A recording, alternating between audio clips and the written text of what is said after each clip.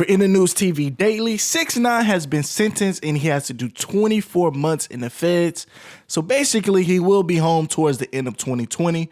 Plus, see exactly what happened inside the court today and find out why 6ix9ine's baby mama wrote a letter to the judge. Now watch this video in full. It's all the news you've been waiting for. Now thanks for liking this video, getting this video to 10,000 likes by tonight. I know we can do it. Thanks for getting me the like, because I'm the first person to actually give in depth to what happened today in court. Now thanks. Now let's get right into the news. So it started off in courtroom 318 before Judge Engelmeyer.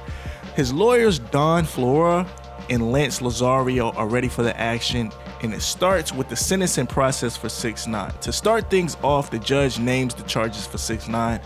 It admits that they already dropped count number 2. So 6ix9ine is now facing 6 charges. The judge also mentions that 2 letters he received from victims were a result of 6ix9ine and the 9 Treys. Now, the person who was hit in the foot, July 16th incident in Brooklyn, this person came to speak before the final sentencing was given to 6ix9ine. The judge also mentions that he received a letter from a woman named Molina who says that she and 6ix9ine had a kid together in 2015. The judge then moves on to the pre-sentence report.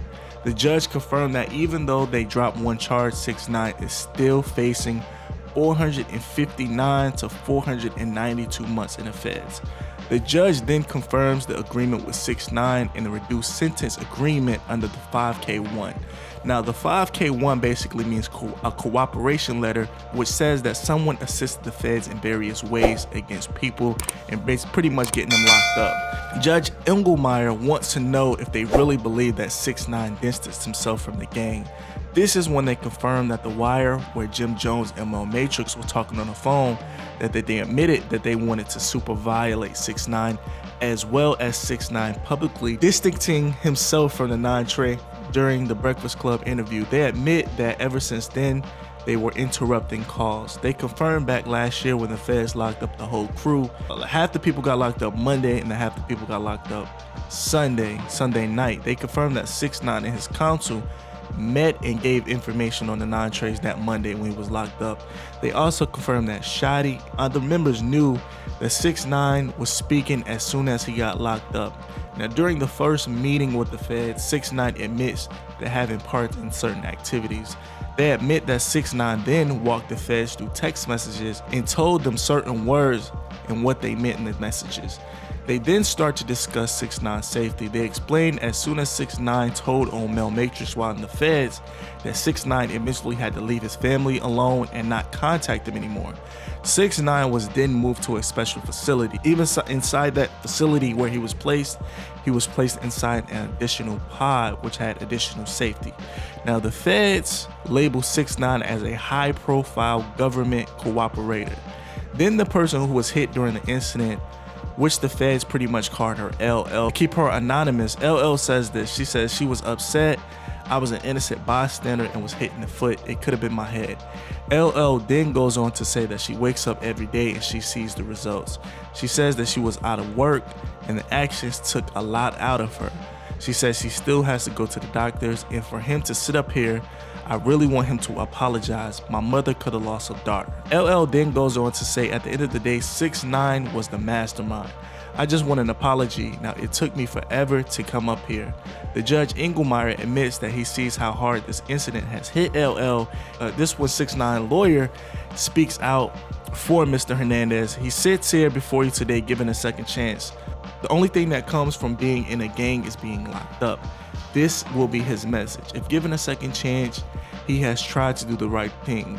The lawyer explains that 6ix9ine's mother is living day by day, where many nights 6ix9ine and his brother went to bed hungry, and then Daniel's mother met a man that he considered his stepfather. He becomes a father figure to the two, and then he passes away in the streets.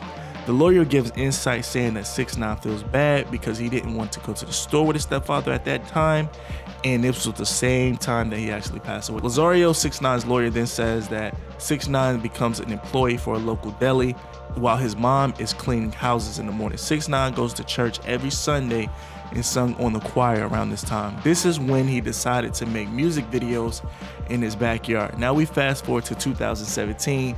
6ix9ine writes the song called Gummo. Around that time, he meets Shotti, who tells him to run to the store to buy some drinks, and in return, Shotti would get the 9 Treys together to film that music video. The video goes viral, then the second video goes the same. He then goes on to say that the crew eventually knew that they could control and get rich off of 6ix9ine. In return, he admits once 6ix9ine got locked up, he helped take down a major crew of the 9 Treys. Now after his lawyer finishes, 6ix9ine gives his statement. 6ix9ine stands up and says this. He says, "Your Honor, I don't really know where to start. This past year, I can't describe it, but I wrote something down. I know we haven't had a chance to speak. I denounced being 9 Trey before being locked up. I was aware that the mother of my child was with Shotti via text message. I was already taken by Anthony Ellison, and the booking agents were taking hundreds of thousands of dollars from me." Then 6ix9ine says this. He says, "I put myself in position from day one. I allowed them in. This was my decision. To the lady that came forward, Miss LL, I don't know you. I'm sorry for what happened. I know that throwing my money around at a situation is not the best result, but whatever your bills are, I will pay them for you. I'm sorry for what happened to you." Then 6ix9ine goes on to reading the letter he wrote. He says this. He says, "I know there's no apology that can take back anything. I'm not perfect. I made a lot of bad choices, but that does not make me a bad person. If you told me in January of 2017 I'd be a global star, I'd call you crazy. If January 2018 you told me that I would be a part of a case, I wouldn't think that. Now since the age of 14, where I lost my father, now at 15, 16, and 17, I see my mom wake up early. I wanted to prove something to the world.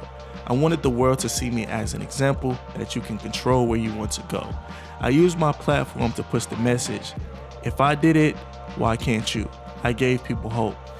Then he goes on to speak about him giving back to the community and the kids who look up to him. 6ix9ine then says, "Your Honor, allow me to inspire people, not only the young people, but the millions around the world listening and watching." 6ix9ine's biological father raises his hand to speak, but the judge tells him it's too late to speak. Now the judge takes a quick break. Everyone takes a quick break for maybe 5 to 10 minutes, and then the judge comes back and he says, "Mr. Hernandez, I've gave a lot of close thought, including your cooperation. The following are my thoughts, and this may take a while. You are in custody for 13 months. I agree that you deserve a great deal of credit for cooperation. However, I cannot agree with your counsel for saying that time served is appropriate. It's too selfish to take 13 months reasonable. You are not going free today. The better part of a year, you were a part of the 9 Treys, so there is no misunderstanding how specific we count of those acts." Now first came Trippie Redd. Shotti led off in a Sprinter van in the Times Square's area. It's luck of sheer that no one got hit. Then Judge Engelmeyer then goes on to speak about the Rap-A-Lot Records incident, April 3rd, where Shotti took a book bag while 6ix9ine recorded the whole incident. The judge admits that the backpack that they took was found in 6ix9ine's home. He then speaks about 6ix9ine being involved with Casanova 2 times during a beef at the Barclays Center.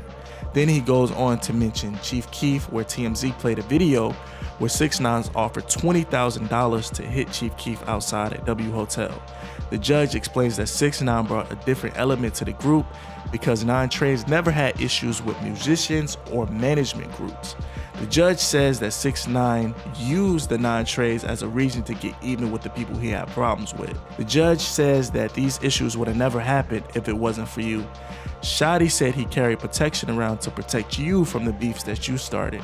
This was all recorded by his driver, George Rivera. Now the judge says 6ix9ine claimed that he was forced to be a part of 9 Trey, but the judge sees that 6ix9ine received benefits from being a part of the 9 Treys. The judge actually brings up his past history with the law, and he says that you pretty much accused the people from the last incident with your older case, and he's saying that it's not going to work this time. Now as a result, you could have got proper professional security with lawyers and accountants. Now the judge highlights that 6ix9ine met with the feds 26 times, reviewing social media messages and decoding them.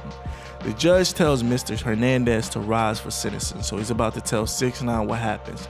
The judge says this: "The judgment of the court, you are to serve 24 months with 5 years of supervised release. I impose 300 hours of community service when you get out and $35,000. Now, Mr. Hernandez, the worst part is over. This is a great deal to be admired by you. You learned a hard lesson here. I wish you very, very well. And in a nutshell, 6ix9ine will be out towards the end of 2020. Of course, he gets the time served. He's been locked up for 13, so he definitely will be getting out this year, or well, next year of 2020.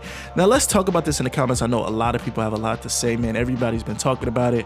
How do you feel about this? Do you think 24 months is too much time for 6ix9ine to be locked up? And do you think he should have got lesser time? Let me know in the comments below. Now, to be honest, when I was reading the transcripts with the court and stuff, and the judge was pretty much telling him how, you know, you can't come home, 13 months is not enough. I honestly thought he was going to get around 20 years, just the way the judge was talking, and he was pretty much saying that you caused a lot of these problems. Now, do you think the sentencing of such a lighter sentence for 6ix9ine, do you think this will affect the community when it comes to snitching now? Do you think people will be more an advocate towards it, or do you think this is going to make it worse? And when 6ix9ine gets released, do you think he's going to release new music, or do you think he can actually make music while locked up? Because Max B is currently locked up and he's still making music as well. So would you guys be here for a track from 6ix9ine while he's locked up, or do you think he should wait until he's released? Now, thanks for watching this video. Again, thanks for getting it to 10,000 likes. I really appreciate it. Until the next one, I will catch you. I'm in the news with it. Signing out.